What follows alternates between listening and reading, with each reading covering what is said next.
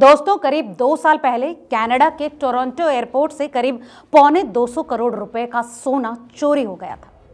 शातिर चोर वहां से चोरी किया गया सारा सोना एक ट्रक कंटेनर में लेकर रफूचक्कर हो गया। कनाडा के इतिहास में यह सबसे बड़ी सोने की चोरी थी। इस चोरी में कुल 9 चोर शामिल थे। अब चोरी के करीब 2 साल बाद इस बात का पता चला है कि इनमें से एक चोर पंजाब के मोहाली में एक किराए के मकान में रह रहा है। चलिए आपको बताते हैं इस महाचोरी की पूरी कहानी। नमस्कार, आप देख रहे हैं रिपोर्टर जी और मेरा नाम है लता सिंह। 17 अप्रैल 2023 शाम 5:56 स्विट्जरलैंड की राजधानी ज्यूरिख से उड़ान भरकर एक एयर कनाडा का कार्गो प्लेन कनाडा के टोरंटो हवाई अड्डे पर लैंड करता है।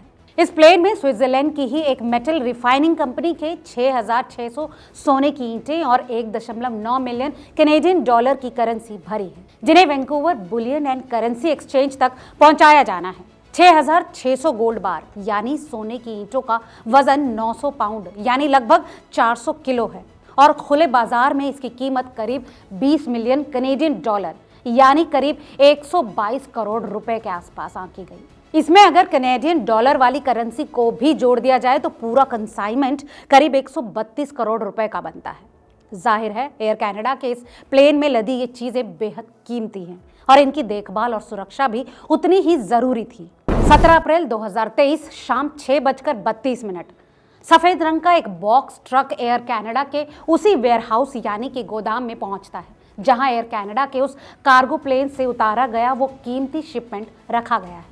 ट्रक के ड्राइवर के पास एक एयरवे बिल मौजूद है जिसमें ज्यूरिख से आई उस शिपमेंट का पूरा ब्यौरा दर्ज है। वेयरहाउस में मौजूद लोगों को वो अपना बिल थमाता है और बताता है कि ज्यूरिख से भेजे गए उस शिपमेंट में दुनिया के बेहतरीन किस्म का सी फूड यानी कि फाइनेस्ट अटलांटिक सोलोमन मछलियां भरी हैं, जिन्हें उन्हें आगे डिलीवर करना है।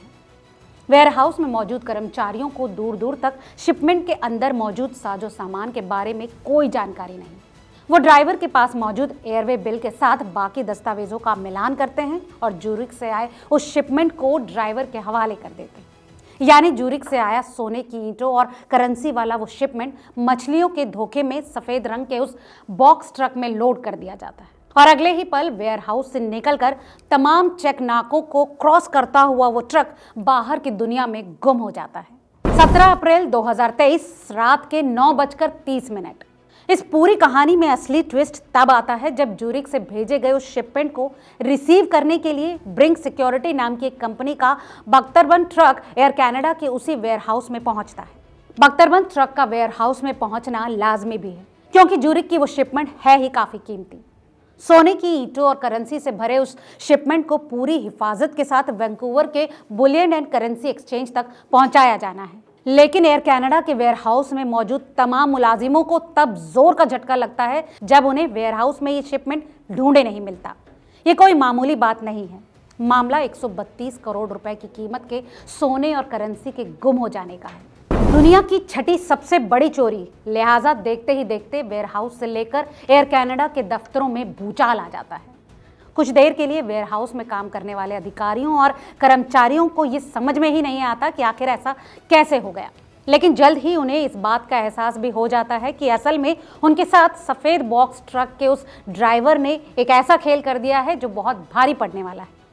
वो सी फूड बताकर करीब 3 घंटे पहले ज्यूरिख से आया शिपमेंट उन्हीं के हाथों से लूट कर ले जा चुका है और इसके लिए उसने फेक डॉक्यूमेंट्स यानी नकली दस्तावेजों का इस्तेमाल किया है।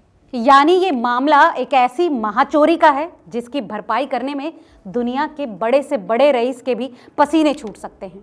अमीर से अमीर कारोबारी या कंपनियों के हाथ खड़े हो सकते हैं। हिसाब किताब लगाने पर पता चलता है कि ये मामला कनाडा में हुई अब तक की सबसे बड़ी जबकि दुनिया की छठी सबसे बड़ी चोरी का है। आनन फानन में कनाडा की पील पुलिस को इस महाचोरी की खबर दे दी जाती है और इसी के साथ कनाडा की पुलिस मामले की जांच शुरू कर देती है। शुरुआती तफ्तीश के बाद पुलिस उस सफेद बॉक्स ट्रक को लोकेट करने और चोरों को पकड़ने के लिए एक ऑपरेशन की शुरुआत करती है जिसे नाम दिया जाता है प्रोजेक्ट 24 कैरेट और पुलिस की तफ्तीश की शुरुआत सीसीटीवी कैमरों से होती है। पुलिस एयरपोर्ट के वेयरहाउस से निकलने के बाद आगे बढ़ने वाले तमाम रास्तों की सीसीटीवी कैमरों की स्कैनिंग शुरू कर देती है। लेकिन ये काम इतना आसान नहीं है जितना लगता है, क्योंकि हाईवे पर फोकस्ड सीसीटीवी कैमरों की तादाद बहुत ज़्यादा नहीं है और जिन मकानों या दुकानों में हाईवे की तरफ सीसीटीवी कैमरे लगे भी हैं, उनमें भी उस सफ़ेद ट्रक की सिर्फ एक झलक ही दिखाई दे सकती है। तमाम मुश्किलों के बावजूद पुलिस की तफ्तीश जारी रहती है। इंटरसेक्शन में कैमरों की नज़र से ओझल हो गया ट्रक। अब शुरुआती जांच में ही पुलिस के लिए मुश्किलें खड़ी हो गई। इंटरसेक्शन में कैमरे की नज़र से ये ट्रक अचानक ओझल हो जाता है, खासकर जहां जहां हाईवे से वो दूसरी सड़कें जुड़ती हैं, यानी कि इंटरसेक्शन है, वहां पुलिस का काम और मुश्किल हो जाता है, क्योंकि ऐसे हर इंटरसेक्शन पर पुलिस को ये देखना पड़ता है कि ट्रक कहीं हाईवे से उतर कर कहीं दूसरे रास्ते पर गायब तो नहीं हो गया। और आखिरकार वही होता है जिस बात का डर था। करीब 20 मील तक उस सफेद बॉक्स ट्रक का सीसीटीवी के जरिए पीछा करने में कामयाब रहने के बाद भी एक इंटरसेक्शन से वो ट्रक कैमरे की नजर से ओझल यानी कि गायब हो जाता है।